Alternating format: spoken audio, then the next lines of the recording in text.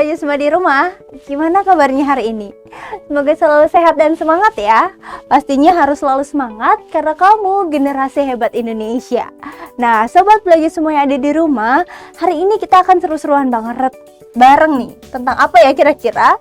Nah, hari ini kita akan membahas mengenai gimana sih caranya mewujudkan cita-cita.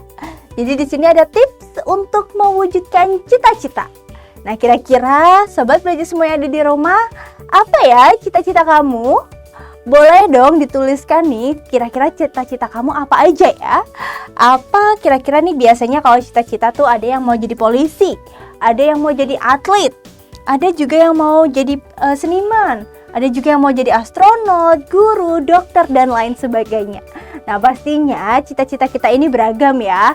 Kayak Indonesia juga gitu sobat belajar. Indonesia juga punya cita-cita, yaitu satu untuk meningkatkan kualitas manusia Indonesia, tentunya untuk membangun menjadi lebih baik dan meningkatkan kesejahteraan masyarakatnya.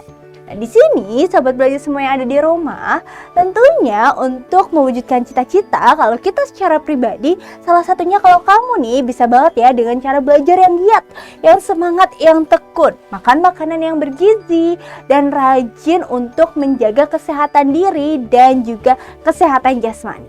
Nah, kalau Indonesia sendiri bagaimana? Gak sama ya, atau beda ya kira-kira dengan mewujudkan cita-cita sendiri. Nah, apalagi Indonesia ini orangnya banyak, orangnya berbeda-beda. Dan pastinya kita harus mempunyai satu tujuan yang sama. Gak boleh nih ada satu wilayah yang unggul banget, ada satu wilayah yang gak unggul sama sekali, ada wilayah yang biasa-biasa aja. Nah, ini juga gak bisa ya, harus memiliki kesamarataan yang sama. Karena apa? Dengan ini kita bisa mewujudkan cita-cita kita. Jadi nggak cuma cita-cita kita, karena kita menjadi manusia yang lebih berkualitas, artinya kita juga telah mendorong cita-cita Indonesia. Jadi sobat belajar semua yang ada di rumah, yuk semangat wujudkan cita-cita kamu. Karena kalau kamu berkualitas, artinya kamu telah menjadi salah satu bahan dari bangsa Indonesia yang berkualitas. Bangga nggak nih? Apalagi kalau bisa jadi representatif Indonesia di mata internasional. Pasti seneng banget ya. Jadi, jadilah generasi berkualitas untuk bangsa yang berkualitas. Nah, ngomong-ngomong tentang berkualitas, ada apa ya tentang mata pelajaran hari ini yang pastinya kita juga akan bahas mengenai kualitas. Udah nggak sabar kan? Tetap nantikan ya. Dan karena sekarang belajar itu mudah, ayo belajar. Jangan lupa belajar, karena sekarang belajar itu mudah. Ayo belajar. Baiklah, sobat belajar semua yang ada di rumah, tadi kita udah bahas mengenai cita-cita yang akan sangat mempengaruhi kepada kualitas bangsa. Dan kali ini kita akan membahas mengenai kualitas penduduk dan juga indeks pembangunan manusia, atau yang kita kenal dengan istilah IPM. Nah, sobat belajar semua yang ada di rumah, sekarang pertama kita akan belajar nih mengenai apa sih indeks pembangunan manusia atau IPM itu, yang mana IPM ini akan sangat berdampak kepada kualitas manusia Indonesia itu sendiri atau kualitas penduduk. Nah, di Indonesia sendiri, menurut dari Badan Pusat Statistik tahun 2020, di sini IPM atau indeks pembangunan manusia itu ditentukan dari 3 faktor. Yang pertama adalah dari tingkat kesehatan, yang mana tingkat kesehatan ini diukur dari angka kematian. Nah, kira-kira angka kematian rata-rata masyarakat Indonesia umur berapa ya? Seperti itu. Kemudian yang kedua adalah dari tingkat pendidikan. Berapa lama sih rata-rata penduduk ini memperoleh bangku sekolah atau dapat melanjutkan sekolah? Dan yang ketiga adalah mengenai tingkat pendapatan. Tingkat pendapatan ini akan berpengaruh nih kepada jumlah yang akan dibelanjakan oleh masyarakat itu sendiri. Nah, oleh karena itu, dari tingkat kesehatan, tingkat pendidikan, dan juga tingkat pendapatan ini akan menjadi salah satu faktor atau menjadi faktor-faktor dari indeks pembangunan manusia yang menentukan dari kualitas penduduk Indonesia itu sendiri. Oke, baik, di sini dari yang tadi kita bahas ada 3 macam faktornya. IPM juga dibentuk atas 3 dimensi dasar. Yang pertama adalah umur panjang dan hidup yang sehat, yaitu atas dasar tadi dari segi kesehatan. Yang kedua adalah dari pengetahuan, yaitu dari tingkat pendidikan. Dan yang ketiga adalah standar hidup yang layak, yang mana ini masuk ke dalam tingkat pendapatan. Indonesia sendiri di tahun 2020 IPM-nya justru mengalami kenaikan, yaitu dengan kenaikan 0,03%. Sehingga angkanya menjadi 71,94 tahun. Nah, ini dihitung berdasarkan apa? Baiklah. Nah, di sini IPM Indonesia itu, sobat belajar semua yang ada di rumah, dihitung berdasarkan faktor-faktor ini dia. Yang pertama adalah dari umur. Umur manusia Indonesia itu sendiri dan juga hidup sehatnya ini justru meningkat walaupun sedang pandemi COVID-19. Ini justru malah angkanya meningkat karena berkurangnya angka seperti HIV/AIDS, kemudian angka malaria dan lain-lain yang mempengaruhi umur panjang dari masyarakat itu sendiri. Kemudian dari standar atau pengetahuannya juga meningkat, yang awalnya dari 12, yang awalnya manusia Indonesia dapat memperoleh umur sekitar 12,3 tahun untuk masing-masing anak yang minimal 7 tahun bersekolah. Ini sekarang menjadi 12,43 tahun untuk lamanya bersekolah. Ini juga sesuai dengan program pemerintah, yaitu dengan lamanya wajib sekolah ini minimal 12 tahun. Kemudian justru yang berkurang ini ada di angka standar hidup dari layak hidup itu sendiri, yaitu mengenai pendapatan dari masyarakatnya itu sendiri justru malah menurun. Ini juga berkaitan karena adanya pandemi COVID yang mana banyak terjadi PHK dan lain sebagainya, sehingga standar hidup layaknya ini semakin menurun, yaitu dengan angka yang awalnya mencapai angka 12% ini sekarang menjadi 11,7%. Nah, angka yang walaupun sangat sedikit ini sobat belajar, tentunya dia akan mempengaruhi berbagai macam aspek. Di antaranya adalah salah satu yaitu mengenai indeks kualitas hidup manusia Indonesia tahun 2020, sehingga angkanya sekarang masih 71,94. Lalu indeks yang bagus sebenarnya berapa? Indeks yang bagus itu adalah di atas 78 sobat belajar.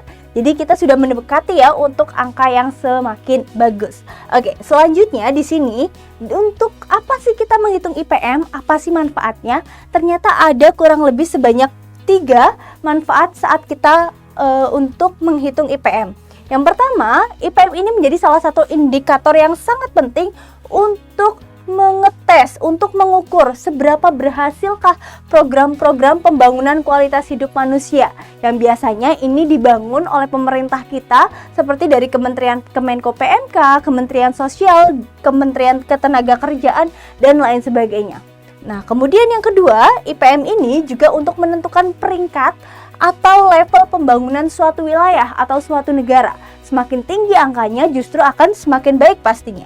Kemudian, bagi Indonesia sendiri, IPM ini juga digunakan sebagai data strategis. Untuk apa? Untuk mengukur kinerja pemerintah dan juga digunakan sebagai salah satu bahan untuk pengalokasian dana umum. Nah, jadi ketika data IPM-nya semakin baik, biasanya ini juga menjadi pertimbangan dana umum yang akan diberikan oleh pemerintah pusat itu seberapa banyak untuk daerah tersebut. Nah, kemudian mari kita lihat datanya Indonesia sendiri. Indonesia dengan IPM 71,94% tadi, kita berada di posisi keempat dunia jumlah paling banyak penduduknya. Nomor 1 ada Cina dengan 1.379.000.000 sekian, kemudian ada India, Amerika, dan kemudian ada kita, yaitu di angka 260.587.139. Ini adalah jumlah penduduk Indonesia. Tapi kenapa kita yang berada di peringkat 4 tidak bisa menyamai seperti Amerika dan juga Cina? Nah, ini pastinya ada faktor-faktor yang berbeda, yaitu salah satunya adalah yang paling besar adalah pada tingkat pendapatan manusia dan juga tingkat pendidikan. Nah, di sini sahabat belajar semua yang ada di rumah, selanjutnya kalau kita lihat dari jumlah data penduduknya, ini kita lihat pada komposisi penduduk Indonesia. Indonesia sendiri di tahun 2020 bulan Desember ini telah memiliki penduduk sebanyak kurang lebih 270 juta. 270 juta sekian. Nah, di sini terdiri dari apa saja? Terdiri 10%-nya ini adalah orang-orang Gen Z. Yang mana orang-orang Gen Z ini adalah orang-orang yang lahir tahun 2013 dan seterusnya. Perkiraan usianya sekarang sekitar 78 tahun. Nah, kemudian ada juga dari generasi Gen Z, yaitu sebanyak 27,94%. Yang mana orang-orang ini lahir di tahun 1997 hingga 2012 dengan perkiraan umur sekarang sebanyak 8 hingga 23 tahun. Kemudian juga ada generasi milenial, yaitu generasi milenial yang lahir pada tahun 1981 hingga 1996. Ini angkanya sebanyak 25,87%. Dan juga ada generasi X, yaitu orang yang lahir di tahun 1965 hingga 1980. Ini kira-kira sekarang telah menempuh usia sebanyak 40 hingga 55 tahun. Dan juga ada generasi baby boomer, di mana memang pada waktu itu bayi yang lahir ini sangat melampaui batas hingga berkali-kali lipat, sehingga disebut dengan istilah baby boomer, yaitu yang lahir tahun 46 hingga 64. Ini kira-kira sekarang berada pada usia 56 hingga 74 tahun. Dan juga ada generasi dari kakek nenek kita yang telah berusia lebih dari 74 tahun dengan persentase kurang dari 10%. Kalau kita lihat di sini, generasi yang paling banyak ini berada pada usia sekitar 40 hingga post Gen Z. Ini artinya bahwa harusnya generasi-generasi ini adalah yang kita persiapkan untuk meningkatkan IPM tadi, yaitu indeks pembangunan manusia itu tadi. Nah, dengan adanya peningkatan dari pendidikan, kesehatan, dan juga pendapatan, ini dapat terus memicu untuk Indonesia sendiri memiliki yang lebih baik pada segi IPM-nya. Nah, kalau kita lihat di sini, selain dari tadi ada komposisinya, jumlah penduduk di Indonesia ini juga mengalami persebaran yang tidak sesuai dengan ekspektasi atau tidak sesuai dengan hal yang seharusnya. Nah, di sini yang paling banyak adalah Pulau Jawa, yang mana Pulau Jawa ini dihuni oleh sekitar 56,10% atau sekitar 151,959 juta jiwa masyarakat Indonesia, yang mana padahal Pulau Jawa ini hanya menempati sekitar 7% dari wilayah Indonesia. Nah, hal ini tentunya harus kita seimbangkan ya. Justru malah wilayah Kalimantan yang merupakan salah satu pulau terbesar nih di dunia, ini harus kita tingkatkan jumlah penduduknya. Begitu juga dengan Papua dan juga Sulawesi yang harus kita sokong terus-menerus untuk penyebaran penduduknya. Hal ini juga sangat berpengaruh nih Sobat Belajar terhadap yang namanya IPM atau Indeks Pembangunan Manusia Indonesia itu sendiri. Nah, kalau di sini ada beberapa cara untuk mengukur IPM-nya Indonesia. Yang pertama, kalau kita lihat yang tadi adalah dari tingkat pendidikan, yang kedua dari kualitas kesehatan, dan yang ketiga adalah dari tingkat pendapatan. Nah, ini sangat berpengaruh kepada IPM dari Indonesia itu sendiri. Yang pertama akan kita bahas adalah mengenai tingkat pendidikan. Baiklah, dari tingkat pendidikan, sejak dulu tingkat pendidikan di negara berkembang ini relatif rendah ya kalau kita bandingkan dengan negara-negara maju lainnya. Nah, ini juga ada beberapa alasannya. Contohnya di Indonesia sendiri tahun 2020 hanya mencapai 12,43 tahun. Artinya rata-rata satu masyarakat Indonesia itu bersekolah selama 12,43 tahun. Ini pastinya program pemerintah 12 tahun minimal sekolah ini telah tercapai ya Sobat Belajar semua yang ada di rumah ya. Namun kita ini masih cukup rendah nih kalau dibandingkan dengan Amerika dan juga dengan Cina, yang mana angkanya sudah mencapai antara 15 hingga 20 tahun. Nah, kita ketinggalan jauh ya Sobat Belajar. Kenapa sih? Apa alasannya? Karena yang pertama, kalau kita lihat dari alasan masyarakatnya itu sendiri masih rendah untuk menyekolahkan anak-anaknya sendiri. Mereka masih berpikir apalagi ketika perempuan ini dilarang untuk sekolah yang lebih tinggi, yaitu jadi saat mereka lulus SMA atau SMK mereka diarahkan untuk sekolah atau menikah. Kemudian yang kedua adalah sarana pendidikan yang tidak seimbang dengan jumlah anak di sekolah. Jadi pada idealnya sebenarnya satu guru ini hanya mengampu sekitar 12 orang siswa. Namun pada kenyataannya satu guru di Indonesia ini bisa mengampu lebih dari 30 siswa. Hal ini nggak ideal ya sobat belajar ya, bahkan dalam satu kelasnya itu sekitar 32 hingga 36 siswa. Nah, ini merupakan sebuah hal yang kurang ideal. Kemudian yang kedua adalah sarana pendidikan yang tidak seimbang dan pendapatan penduduk per kapita yang masih rendah. Pendapatan penduduk yang masih rendah ini juga tentunya sangat berpengaruh kepada yang harus diberikan oleh pendidikan yang diberikan oleh orang tua kepada anaknya. Karena pendidikan yang dirasa mahal di situ kemudian karena tidak adanya pendapatan sehingga anak untuk bekerja saja tanpa bersekolah. Kemudian dampak yang ditimbulkan apa saja? Yang pertama adalah rendahnya penguasaan teknologi maju sehingga harus mendatangkan tenaga ahli dari negara maju lainnya. Kemudian yang kedua, rendahnya pendidikan ini mengakibatkan sulitnya masyarakat menerima hal-hal yang baru karena masyarakat bersifat tertutup dan tidak mengetahui tentang adanya sesuatu hal yang baru sehingga mereka biasanya akan cenderung menolak kepada hal-hal yang baru. Kemudian ada beberapa langkah yang harus diambil oleh pemerintah kita dalam memajukan pendidikan Indonesia. Yang pertama adalah membangun sekolah di daerah terpencil. Banyak sekali ya daerah-daerah terpencil yang ada di Indonesia yang sangat membutuhkan sentuhan pemerintah untuk meningkatkan kualitas pendidikan Indonesia. Kemudian yang kedua adalah menambah jumlah dan meningkatkan kualitas guru. Jadi selain ditambah jumlahnya, kualitasnya juga ditinggikan. Kemudian yang selanjutnya ketiga adalah merencanakan program wajib belajar. Indonesia sendiri telah mencanangkan program wajib belajar itu selama 12 tahun. Dan yang selanjutnya adalah memberikan beasiswa kepada murid yang kurang mampu namun berprestasi. Oke, selanjutnya kalau kita lihat di bidang kesehatan. Nah, kalau di bidang kesehatan kecilnya kematian ini sangat berpengaruh kepada kualitas kesehatan. Biasanya diukur dari situ. Dan di dunia sendiri, antara laki-laki dan perempuan itu yang lebih tinggi angka harapan hidupnya adalah perempuan. Ini survei yang membuktikan ya sobat belajar. Kalau laki-laki sebesar sekitar 73, sekian tahun, kalau perempuan masih sekitar 76 hingga 78 tahun. Ini antara selisih angka harapan hidup antara laki-laki dan perempuan. Dan ini disebabnya karena apa sih? Kok bisa rendah kualitas pendidikan? Kualitas kesehatan yang pertama adalah kurangnya sarana dan prasarana kesehatan yang memadai. Apalagi kalau berada di wilayah-wilayah yang berada di pedalaman. Ini biasanya mereka akan mengalami kesulitan ketika mereka sakit parah, bahkan harus dibawa ke kota terlebih dahulu. Kemudian kekurangan air bersih, yang mana air bersih ini merupakan sebuah kebutuhan primer untuk masyarakatnya, dan kurangnya pengetahuan masyarakat mengenai kesehatan dan gizi, serta banyaknya penyakit menular di lingkungan yang tidak sehat. Ini juga memerlukan perhatian kita bersama, karena apa? Kesehatan yang rendah ini akan berdampak banyak sekali. Yang pertama adalah terhambatnya pembangunan fisik.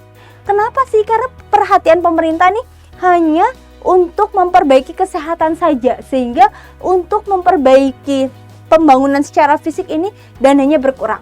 Kemudian adalah yang selanjutnya adalah tidak maksimalnya hasil kerja karena masyarakatnya sakit sehingga tidak dapat produktif secara maksimal, sehingga hasil dari produktivitas pekerjaannya mulai turun.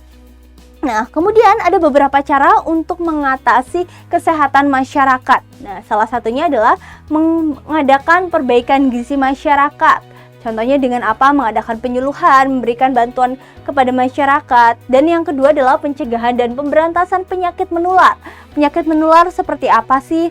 Seperti contohnya ada HIV/AIDS dan lain-lain. Kemudian yang ketiga adalah pembangunan sarana kesehatan. Nah, sarana kesehatan ini juga harus diimbangi dengan tenaga kesehatannya. Kemudian yang keempat adalah mengadakan program pengadaan dan pengawasan obat dan makanan. Dan yang kelima adalah mengadakan penyuluhan tentang kesehatan gizi dan kebersihan lingkungan kepada masyarakat. Supaya apa? Supaya masyarakat lebih terbuka dan mau menerima bahwa sebenarnya kesehatan dan gizi ini penting untuk masyarakat itu sendiri. Baik, selanjutnya kita akan bahas mengenai tingkat pendapatannya.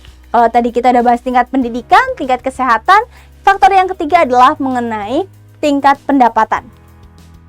Nah, biasanya negara-negara berkembang ini akan mengalami tingkat pendapatan yang lebih rendah dibandingkan dengan negara-negara yang maju. Apa sih penyebabnya? Penyebabnya yang pertama adalah karena pendidikan lagi. pendidikan yang masih rendah, kemudian juga tidak banyaknya tenaga ahli, sehingga di situ hanya adanya tenaga-tenaga yang akan bekerja di sektor-sektor yang kasar seperti itu, sehingga memiliki gaji yang rendah, sehingga tingkat pendapatannya juga rendah. Kemudian jumlah penduduk yang banyak dan besarnya angka ketergantungan ini juga akan semakin berpengaruh kepada tingkat pendapatan. Misalkan kalau angka ketergantungannya ini mencapai 200%. Artinya setiap 200 orang ini akan ditanggung oleh 100 orang. Setiap 2 orang yang berada pada usia non produktif akan ditanggung oleh 1 orang yang produktif. Artinya 1 orang ini akan menanggung 3 orang, dirinya dan 2 orang lagi ini. Nah, kalau pendapatannya 1 orang ini hanya 6 juta, artinya pendapatan per kapitanya ini adalah setiap 1 orang hanya 2 juta rupiah. Seperti itu sobat belajar semua yang ada di rumah. Oke, lanjut. Kemudian kalau kalau pendapatannya rendah, dampaknya seperti apa sih untuk pembangunan? Dampaknya yang pertama adalah mengenai rendahnya daya beli dari masyarakat itu sendiri. Yang ini akibatnya adalah pembangunan di bidang ekonomi yang kurang baik tentunya. Kemudian yang kedua, pembangunan hanya dinikmati oleh kelompok masyarakat golongan menengah ke atas. Jadi untuk masyarakat-masyarakat tertentu tidak dapat untuk menikmati di bagian sesuatu karena pendapatannya yang kurang.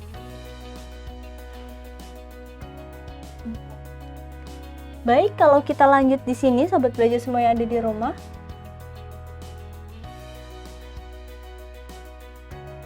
Oke. Nah, kalau kita lihat di sini dari tingkat pendapatan yang telah mulai berkurang, selanjutnya adalah kita lihat pada sektor-sektor berikut yang lainnya.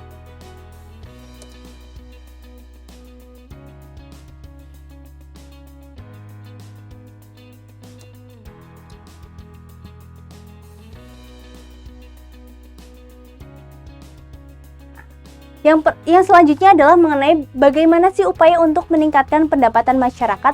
Ada kurang lebih 5 upaya yang dapat digunakan untuk meningkatkan pendapatan masyarakat.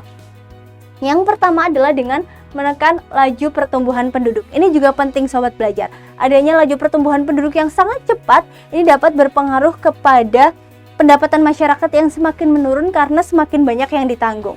Kemudian yang kedua ini untuk merangsang wisatawan untuk datang ke wilayah Indonesia, baik itu wisatawan dari mancanegara maupun dari luar daerah. Tujuannya untuk apa? Untuk memperbanyak pendapatan daerah, sehingga daerah semakin kaya dan juga masyarakatnya semakin maju. Kemudian yang ketiga adalah menggiatkan usaha kerajinan rumah tangga dan juga industri rumah tangga. Karena dengan adanya kerajinan rumah tangga, industri rumah tangga, ini dapat membantu pendapatan masyarakat. Yang keempat, memperluas kesempatan kerja. Dan yang kelima, meningkatkan perdagangan barang dan jasa. Dengan perdagangan yang lebih cepat, yang lebih masif, ini akan semakin mendorong semakin tingginya pendapatan masyarakat. Kemudian juga ada komponen hitung dari IPM itu sendiri. Yang pertama adalah angka harapan hidupnya, yang mana ini mewakili di bidang kesehatan. Kemudian ada angka melek huruf dan rata-rata lama sekolah, ini mewakili dari tingkat pendidikan tentunya. Dan yang selanjutnya adalah kemampuan daya beli masyarakat terhadap sesuatu barang, yang mana ini akan mewakili pada segi pengeluaran, maksud saya di sini adalah pendapatan per kapita. Oke, ini adalah cara menghitung untuk IPM itu sendiri, yaitu 1/3 dalam kurung dikali X1 indeks harapan hidup, ditambah X2 indeks pendidikan, dan ditambah X3 yaitu indeks standar hidup layak. Nah, di sini ada sumber data yang digunakan untuk menghitung IPM yang digunakan oleh BPS, yaitu yang pertama dari sensus penduduk yang diadakan selama 5 tahun sekali. Kemudian yang kedua ada survei sosial ekonomi nasional atau Susenat. Yang ketiga ada PNB atau pendapatan nasional bruto per kapita. Nah, di sini sahabat belajar semua yang ada di rumah, tadi kita udah membahas banyak sekali mengenai IPM atau kualitas hidup manusia.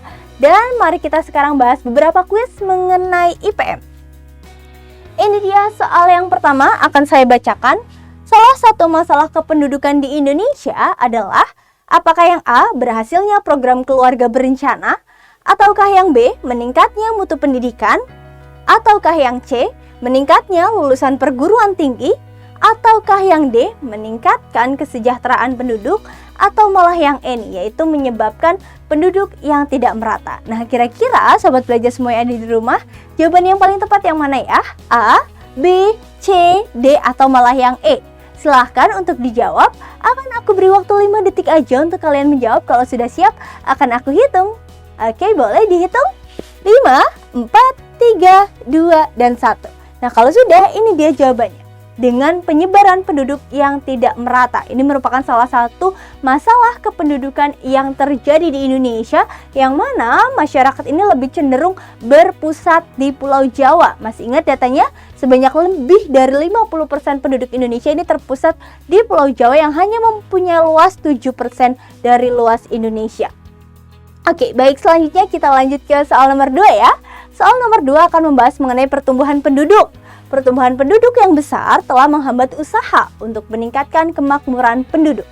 Hal tersebut merupakan masalah kependudukan pada bidang apakah A, pendidikan, atau B, kesehatan, atau C, pangan, atau D, pekerjaan, atau E, kesejahteraan. Nah, ini gampang banget pastinya sobat belajar. Silahkan kalau sudah siap untuk menerima jawabannya, akan aku hitung dari 5 sampai 1. 5, 4, 3, 2, dan 1. Oke, sudah siap ya dengan jawabannya? Dan jawabannya adalah mengenai kesejahteraan. Karena beberapa masalah penduduk, apalagi kalau kita sudah berbicara mengenai pertumbuhan penduduk, kemudian di sini juga ada usaha yang akan berpengaruh kepada kemakmuran dan juga pendapatan, ini masuk ke dalam kelompok kesejahteraan. Dan selanjutnya ini adalah soal terakhir yang akan kita bahas dan akan saya bacakan. Pernyataan yang pertama adalah umur panjang dan hidup yang sehat. Yang kedua di bidang pengetahuan. Ketiga adalah standar hidup yang layak. Keempat adalah hunian yang ala kadarnya. Dan yang kelima adalah sejahtera. Nah, dari kelima faktor di atas, IPM kan hanya dibentuk oleh 3 faktor. Yang mana aja ya dimensinya? Apakah A, B, C, D, atau malah yang E? Jadi kira-kira jawaban yang tepat yang mana ya sobat belajar? Silahkan dijawab. Akan aku beri waktu 5 detik untuk kalian menjawab. 5, 4, 3, 2, dan 1. Oke, sudah ya sobat belajar? Kalau sudah, jawaban yang tepat adalah yang A. Yaitu kalau kita ingin mengetahui indeks dari pembangunan manusia untuk menentukan kualitas hidup manusia itu diukur dari pertama yang kesehatan yang berasal dari umur yang panjang dan juga hidup yang sehat. Yang kedua dari tingkat pendidikan yang diukur dari pengetahuan dan lamanya sekolah dan angka melek huruf. Dan yang ketiga adalah dari standar hidup yang layak yang diukur dari pendapatan manusia itu sendiri. Dan sobat belajar semua yang ada di rumah, itu tadi pembahasan mengenai kualitas penduduk dan juga IPM Indonesia.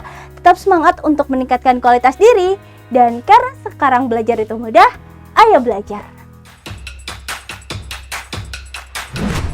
Jangan lupa belajar, karena sekarang belajar itu mudah. Ayo belajar.